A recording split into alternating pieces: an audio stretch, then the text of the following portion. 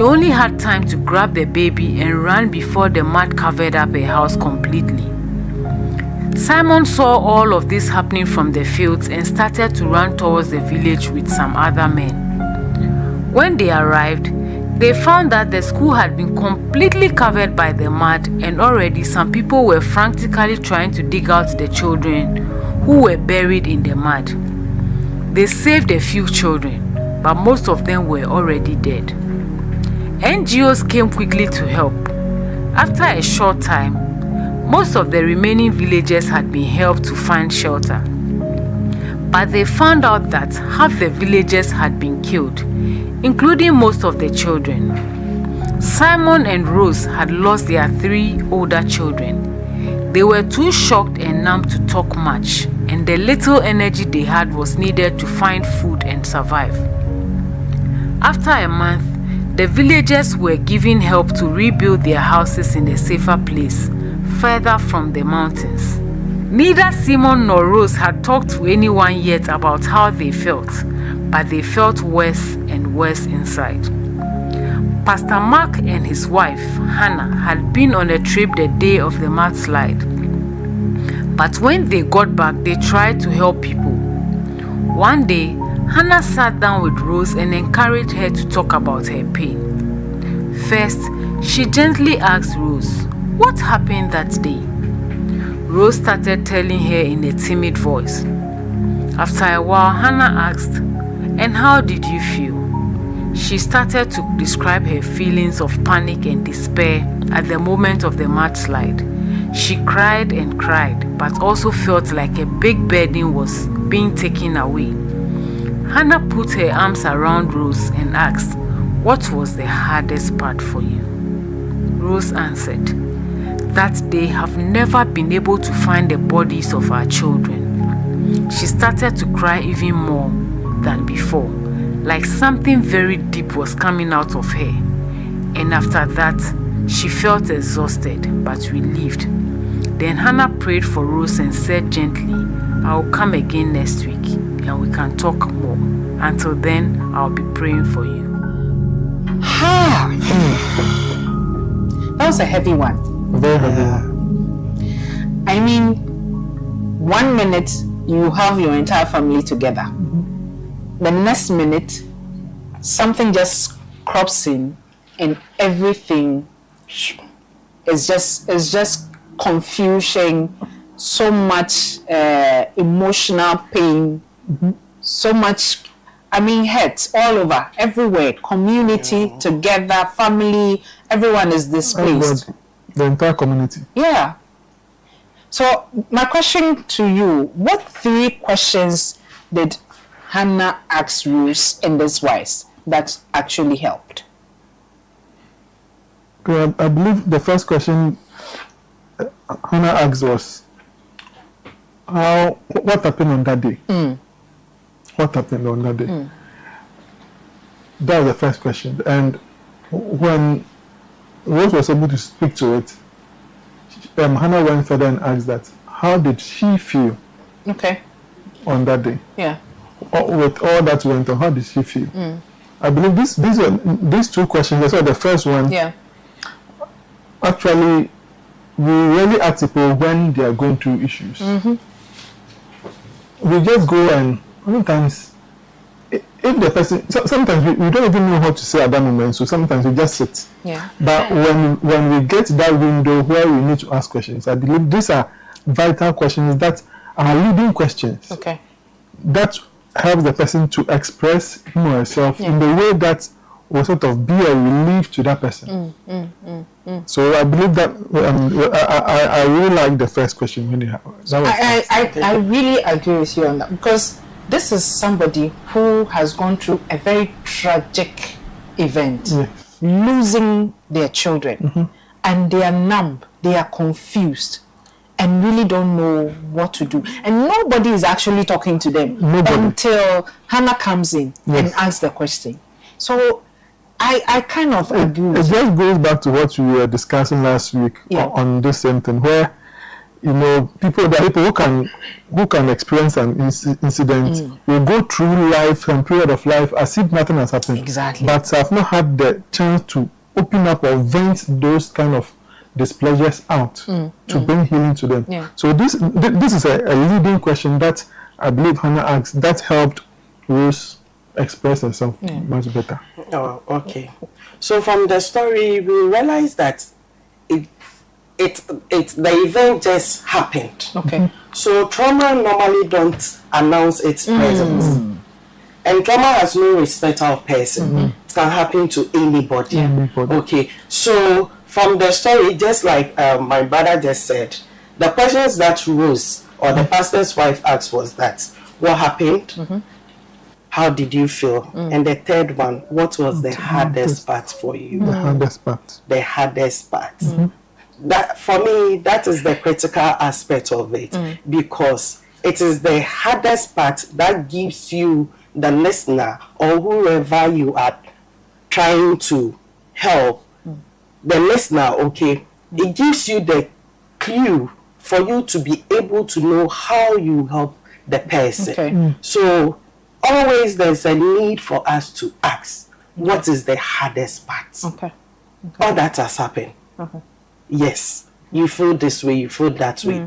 By innate or what is the hardest part for you? Okay. Yeah. So if I understand you, what we are saying is that 3 questions that actually really help is what happened where the individual is not talking about the facts of the issues. What actually happened, how they woke up perhaps in the morning. In the case of Rose, they woke up in the morning, everybody was happy, everybody was moving around, the children went to school, she was doing her business at home, her husband was also at wherever he needed to be, and suddenly what she saw, the mud slide that she saw come in, and how she was running around. So she's able to tell the facts of the issue.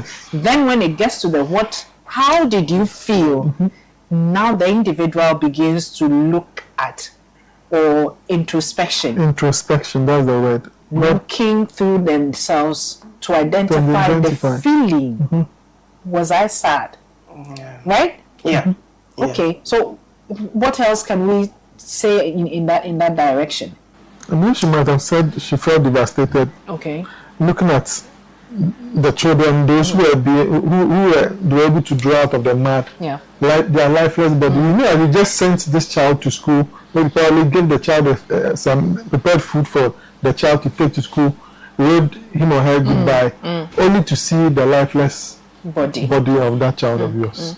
So some of them were feeling numb. I think that's also something that came out of the story. I'm sure some people will feel angry. Very, very angry. So when Rose was talking to the pastor's wife, she expressed her feelings by saying, I'm feeling despair. And at a point you could realize that she had this panic, this shock.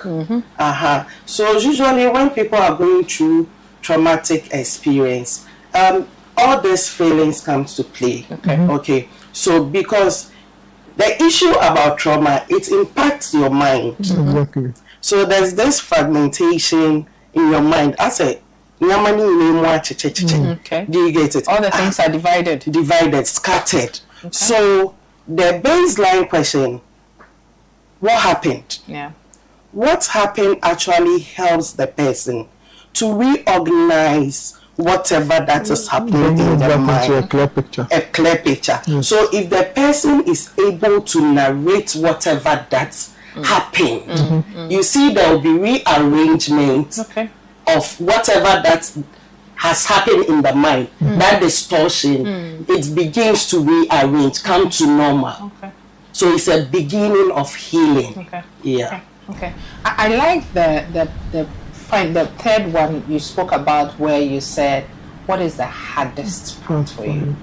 Because oftentimes, really, we know how to ask the question of what happened. Except when we ask it, that is where we end. That is where we end. You know, and we don't really do anything with what happened. Not at all. Sometimes we are only asking question for question's sake. Of course, we've come there. We've come to you. We've seen that you are in trouble. We see that you are despair. We see that you are perhaps you've drawn yourself off from people. You want to be by yourself. So we would ask that question. But that's where we'll end. Because we don't have an aim of I want to help you come out of where you are.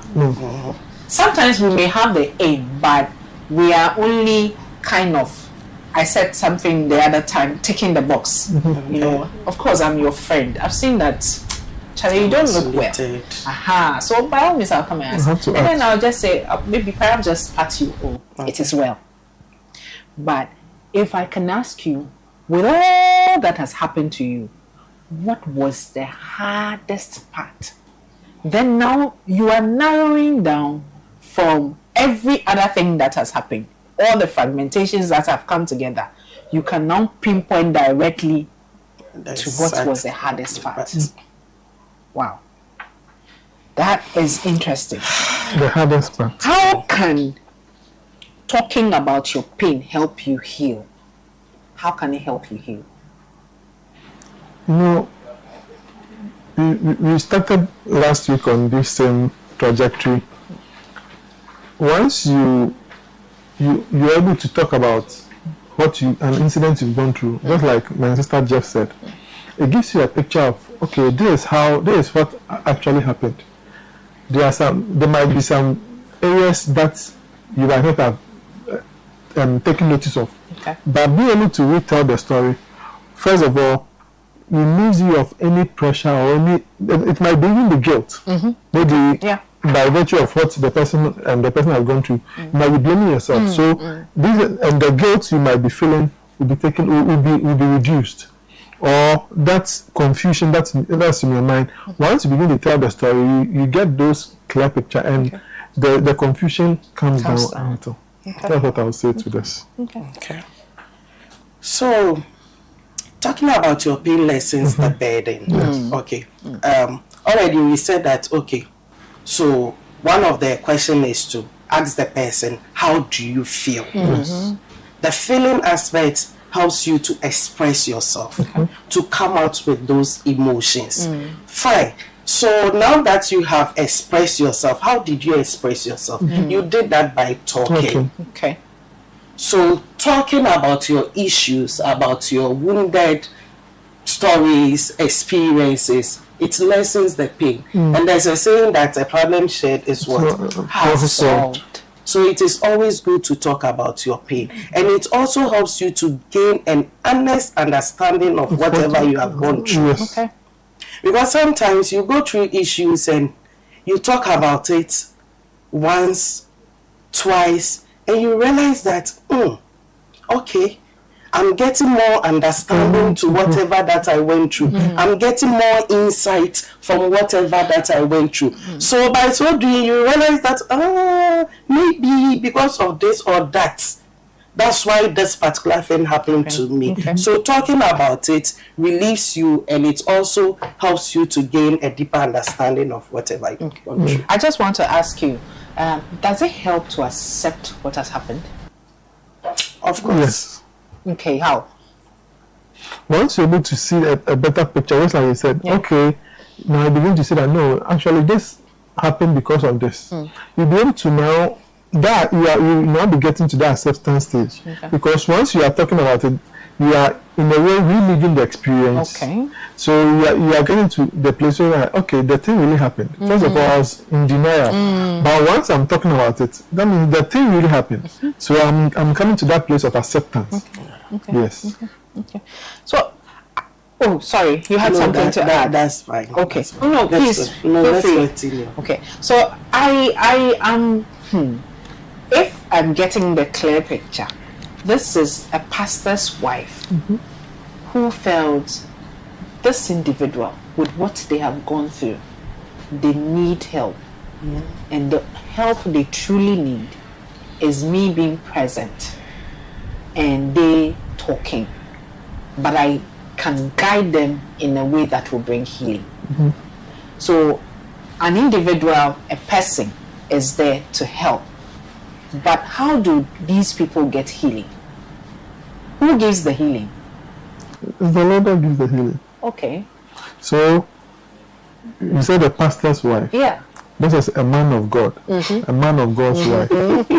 So, just by you expressing yourself to this fellow, it's as if you are talking to God. Sometimes when we are going through those issues and we have no one to talk to, we learned last week that even a sigh, harming are all prayers. But now, voicing them out to someone you revere, it's as if you are expressing yourself to God. Okay. And so that one is you are directly talking to God, but there's someone who is in front of you. Last week, my colleague was talking about where in psychology you put a chair before you and begin to talk. These are some of the things. Knowing that as God you are expressing yourself to. Great. We've been talking about mudslide, we've been talking about Rose's story, but these are realities. These are things that people go through every now and then. So that even though the example we're using is Rose and their family and some natural disaster that happened, I'm sure there are other things, other issues of life that will bring people to a point where they feel everything seems to be haywire and everything is lost. Yes. Exactly. I want examples for me. So, accident, okay. Okay. Imagine a young lady or young couple who are just gotten married with a fresh baby, and lo and behold, the unexpected happens to them. And this man loses the wife and the son or daughter. This is a very traumatic event for the man. And it becomes very difficult for the man to cope. So it's not just about Rose's story, but these are things that we come across every day. Okay. It is part of us. Accident is one, death, a loss of a dear one, betrayal. Hey, how about Broken Heart? You know we were talking about Broken Heart. Oh, I have no experience in the question. Are you sure? That's true. Thankfully. Broken Heart. No, people can really feel confused. I mean, let's look at this scenario where a lady thinks that this guy who has come to me and said the right things and everything, we are truly going out. Okay, we are going out. Then, out of the blue, this individual comes and says, I think we should put a break to the relationship. Let's wait a little. I don't really feel like marrying now. Wow. Then the next 3 months, You hear? you hear people. How does exactly? And you see it, and your friends are asking you questions. What happened? I mean, it seems funny, but let's think about it. We'll go for a quick break, and when we come back, we'll still be doing the discussion on what can help us heal. Thank you.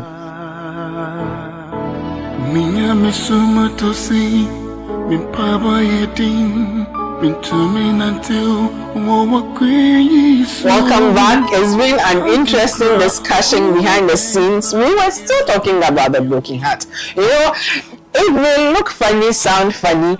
I mean, we're laughing about it, but that's somebody's really serious issue. You know, people go through that, especially the young people of today.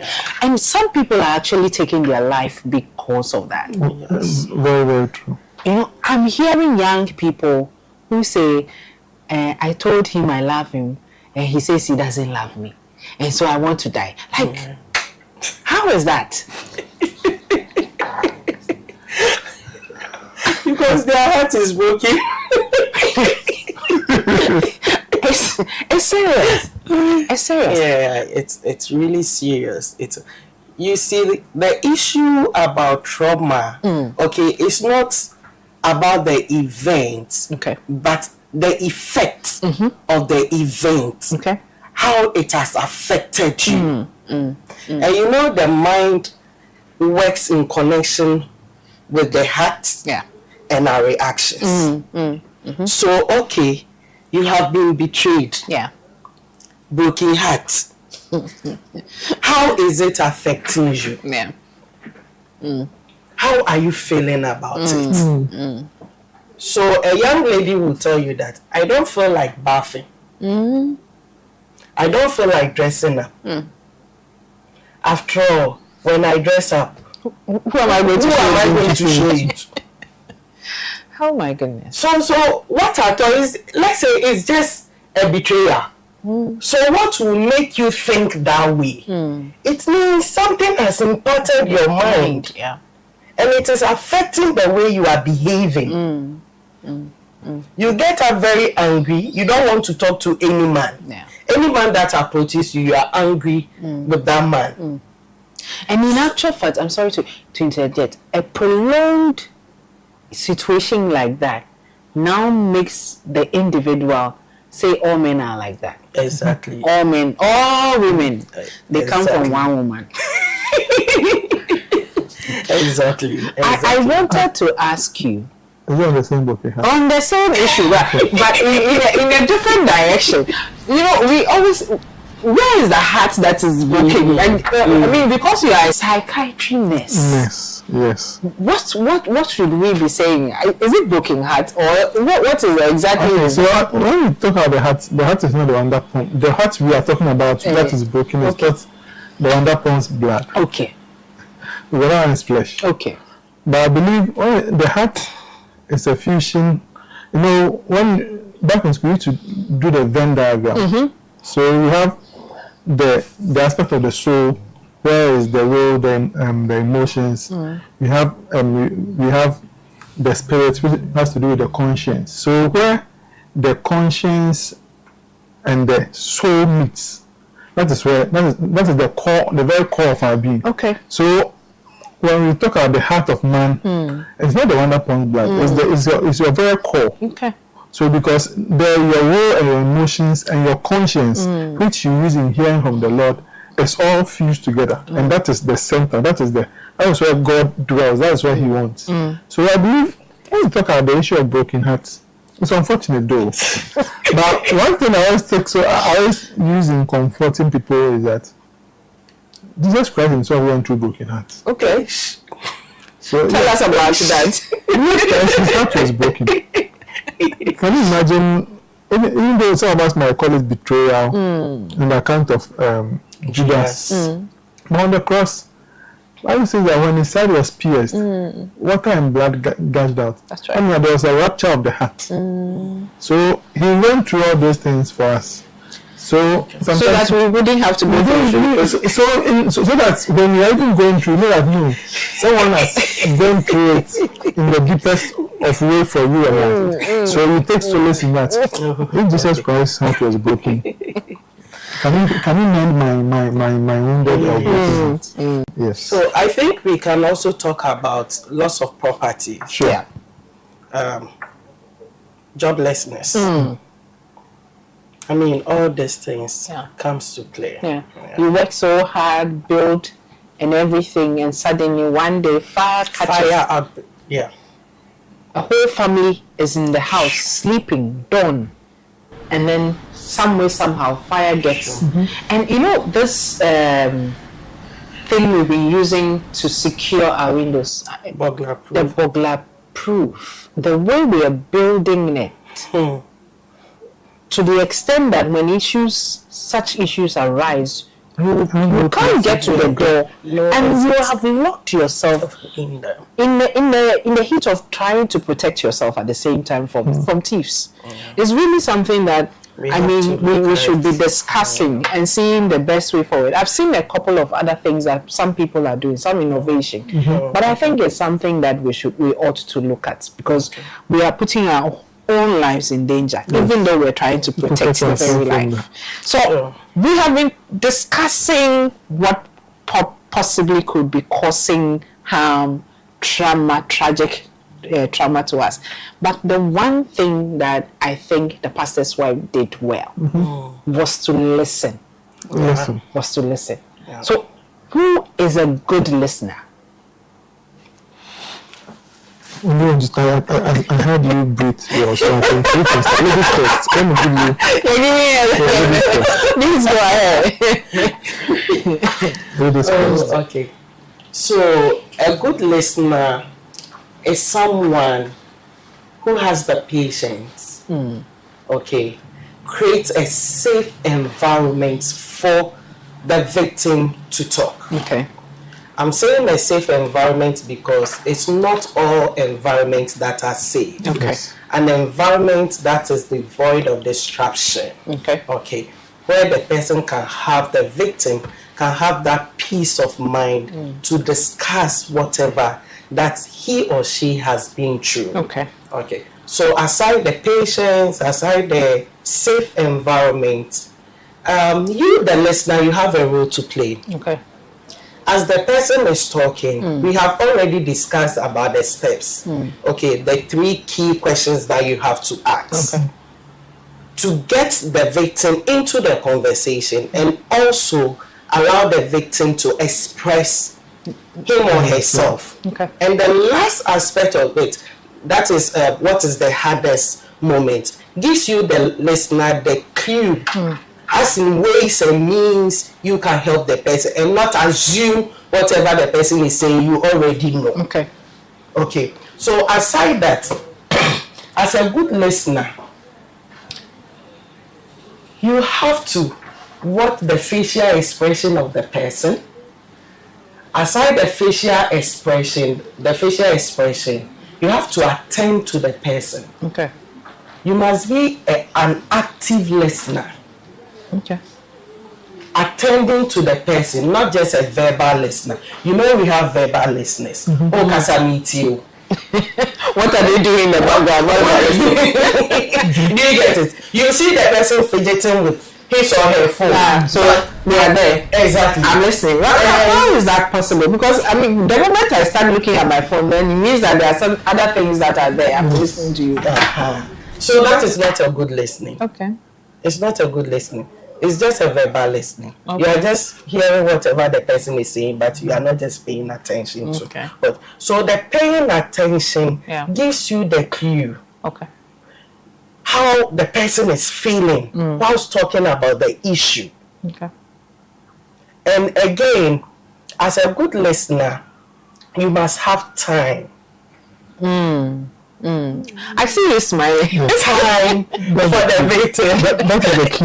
You must have time. You don't have to force the victim or your whoever is narrating the story. You don't have to force the person to talk or to speak. Okay. When the person is exhausted, you have to allow the person to relax and speak at his or her own pace. Okay. So let me come to you because I saw you smiling about it. When the issue of having time, I'm looking at that, and I'm looking at, like most times we want to go to our pastors, who will go and talk to them about our situation. The moment you start talking, they kind of have an idea. Why? Because a lot of people are going there.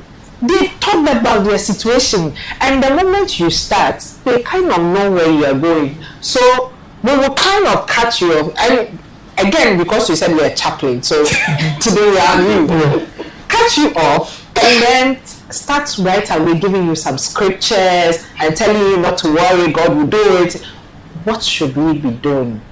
Time, juxtaposing time and listening. I believe this question also goes. It happens in the healthcare setting as well. Okay. Because yes. I'm saying because it happens. We go to the health facility. Once you enter into the consultation, the doctor takes the pen. Yes. What is wrong with you? You say, the person, you're able to form a diagnosis in your mind, so you really even give the person attention. Yeah. Before the person is done talking, you are already giving a diagnosis. and written your prescription, and then they just hand it over to you. You know, I went to a doctor and the doctor was doing that. So I enter and I greet him. He responds, all right, but his pen is there, ready to write, and I'm quiet. Then he says, yes, what brings you here? His head is still down there. What brings you here? And I'm sitting there quietly, and I'm not speaking. So then he realizes that there is a pause. Then he raises his head. He says, yes, what is wrong with you? I said, I was waiting for you to look at me. I'm sure it was annoying of the day, but a couple of times, that's what I've done. Yes. They give you the prescription, they don't even explain anything. I'll sit there and ask you, the ABCD you have written, what does it mean? What will it do for me? Before I move out. There are some who have the patience to look at you and give you a nice explanation. Yeah. But most of the time, because of the workload, just like you said with the pastors and all. Yeah. So it's as if you already know where it's going. But time is very, very essential. If you're able to give the person, just like my sister said, the active. If you really want to practice active listening skills, you have to give the person look at the person that out there, put everything aside, let the person feel that you've given he or she has your whole attention. And by virtue of that, you can be able to tease out certain things that you might not have seen through the person's speech, mannerism, certain actions and the facial expressions, to be able to come to a conclusive understanding of what is actually wrong with the person. So, just like our pastors, you can be listening to someone, it can be an hour or two, but while the person is talking, something will just drop. I believe everybody's situation is different. Unique. So it's unique. So you cannot say that, okay, this person has gone through marriage about 20 times, so I know. No, this person's own and the answer that he or she needs is different. Yeah. So active listening is very, very important. The time. Yeah. Time is very, very important. So if they don't have the time, what should they be doing? I mean, any caregiver. I mean, in this case, is caregiving because it can even be a family. Yes. It can be the man of the house listening to the wife. Yes. It can be the parents couple listening to their children, and which is something we seldom do. And we'll say this person is disturbing me, but who should they go and talk to? When they go and copy the things from outside and they bring it in, you are angry. Yes. But when they want to talk to you, Kofi, keep quiet. You are disturbing me. I am working. I mean, you know, busy. Yeah, I'm busy. So, how should they be managing that space? So I believe that once you do not have the time, just reschedule Okay. to your appointed time, the time that you will be available to have the person and talk to the person. Because what is the essence of talking to someone whom you cannot help? You don't have the patience to listen. You don't have the time to listen. You are not ready. I mean, a good listener, you must be ready. Yes. You must be ready for the person because you are going to tolerate a whole lot of things from the person. At some point in time, the person might even cry. You have to be patient for the person. The person might be angry. You have to be patient. So if you don't have the time, you can't force yourself. Reschedule it to another time. Okay. And again, a good listener must not be judgmental. Usually we see this in marriages, homes, community, and even churches. Once the person starts narrating or telling you whatever, oh, you shouldn't have done it this way, you should have done it that way. Why did you do it that way? I mean, I'm going through suffering. I'm going through a lot. And I'm here to discuss it with you, to talk about it. So what's the point of you judging me? I'll keep it to myself. I'll not bring it out. And I'll never come to you again. Because you are not going to help me. We are talking about listening that brings healing. So if I'm coming to you and I'm not going to get anything better from you, why should I come? Or why should I open up? And again, someone who is trustworthy. Okay. Because it's not everybody that you can talk to. Open up to Absolutely. You open up to her tomorrow, it is BBC. Everybody in the church, in the community, has heard whatever that you are going through. It doesn't bring healing. Yeah. It doesn't bring healing. And I think someone who will not trivialize your issue. Oh my goodness. That's how they crash. This is too small now. You know what I'm been through? Sister Jai. I mean, we see these things in our families, in our communities. So it's like, oh, okay, if mine is just a little thing, then why should I talk about it? I think there's this part of there's nothing new under the sun. Everything has happened before. So else is not. Why should we be crying with you about something that everybody else has gone through before, and you are now getting to that point? But yes, we trivialize people's issues and people's pain, and I don't think that is a helpful thing for anybody to be doing. I want to backtrack to something. Please just go to ahead. add to what she said. Yeah. With respect to the time. When you, if you know you don't have time, even how to relay that to information to the person is very, very important. Or the person will feel as if you are just brushing him or her off. Yeah. And so letting the person know that I value what you want to tell me. But at this moment, I think if you can reschedule it, I will be able to get my full attention. Is it possible with you? Because I believe at that moment, when the person approaches you, I mean, the person is ready to tell you something. Yeah. But for you to reschedule, you should be able to say it in a way that will not put the person off from coming back to you. Exactly. So letting the person know that you appreciate what he or she is about to share, but you really want to give him or her the full attention. So you want to reschedule. I think that one will really help. As you were talking, there's this scenario that was playing. So here is a pastor who, I mean, because everybody goes, they talk about their issues. Oftentimes he's available, he talks to them. But this one time, he's actually sick, very sick. He had gone to the hospital, returned, and they gave him medication. And that medication, when he takes it, it knocks him off. Okay. So he had taken it, and he was alone at home. And he had a knock. Then, it kept playing and playing. He didn't really want to get out because he had just taken the medication, and he knew he was going to be knocked off.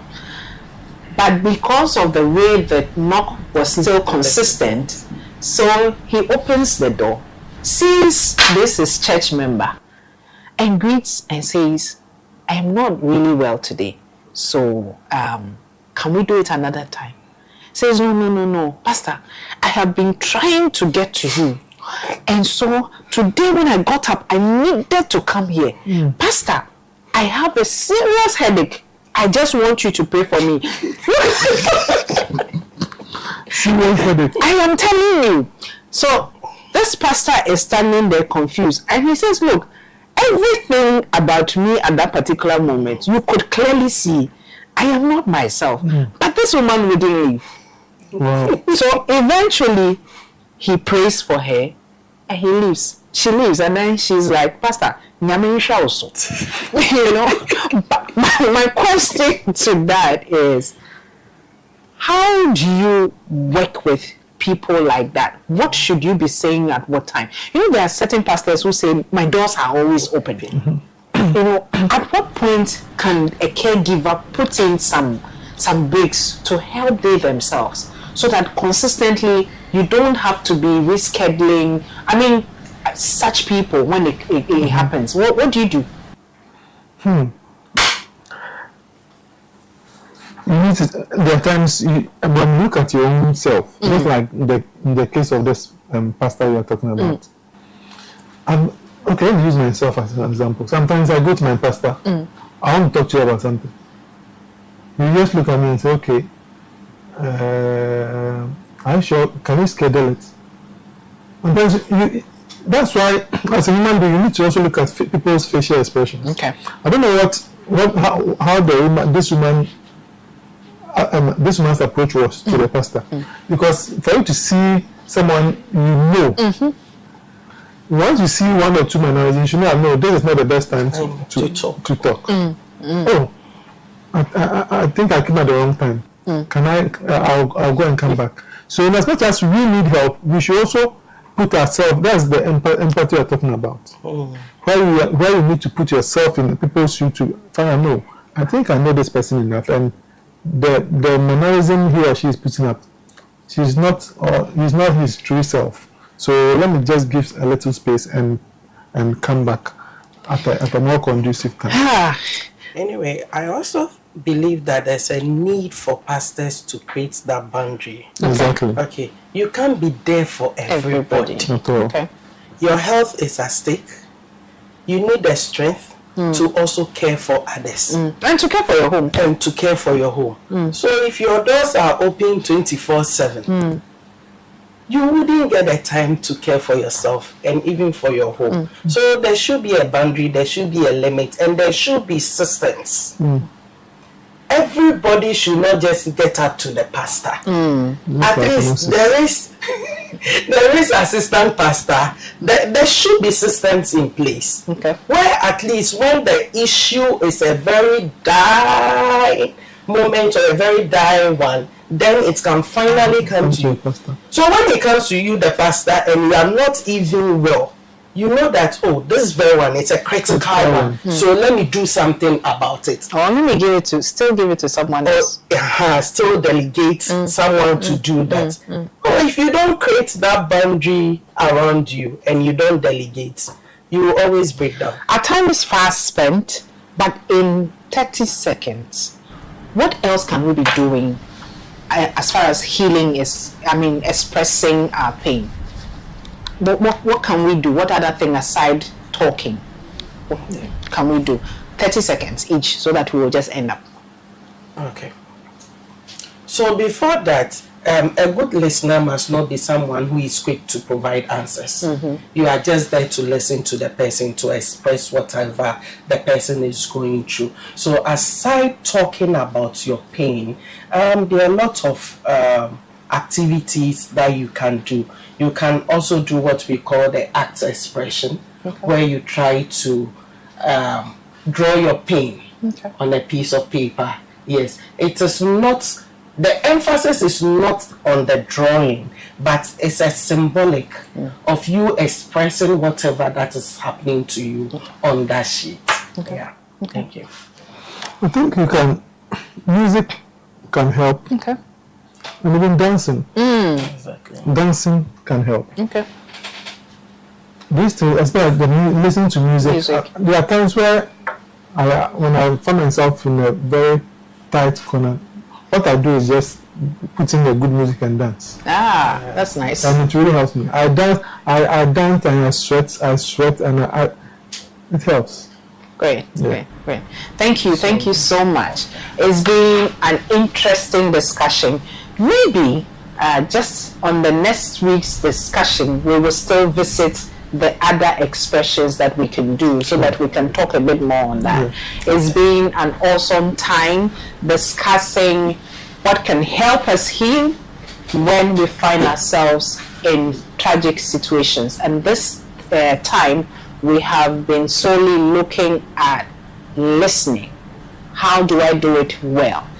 Who can I be talking to? And what should I be saying? And what should they be guiding me to discuss? Thank you so much for sticking with us. See you next week. Chichi,